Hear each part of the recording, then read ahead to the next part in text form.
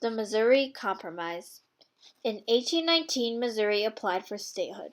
This caused much controversy throughout the U.S. Thomas Jefferson commented in a letter to John Holmes, "Like a fire bell in the night, awake to fill me with terror, I considered it at once as the knell of the Union." If Missouri became a slave state, it would tip the balance in the Senate. So far, slave and free states were balanced at 11 each. Opponents of slavery wanted Missouri to eliminate institution prior to being admitted as a state. Pro-opponents thought it was up to Missouri to decide.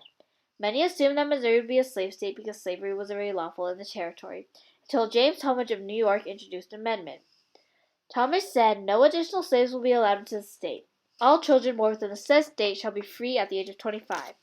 The House of Representatives debated for 3 days and passed the amendment with an any vote of 87 to 76. Debates continued to rage throughout the country.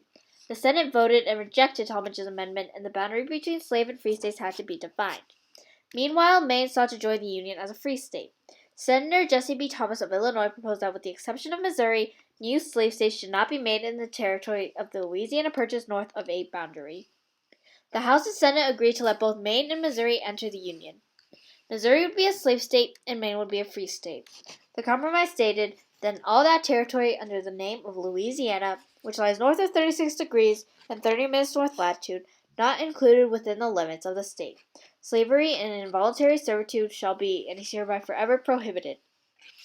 Though it temporarily stopped the debates, the Missouri Compromise was flawed. It never addressed the issue of what would happen to newly added territory.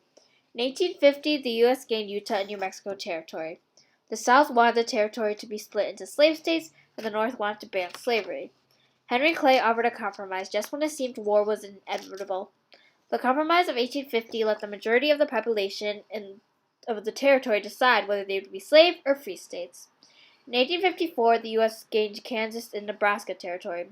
The Kansas-Nebraska Act also let majority decide and repealed the provision of the Missouri Compromise.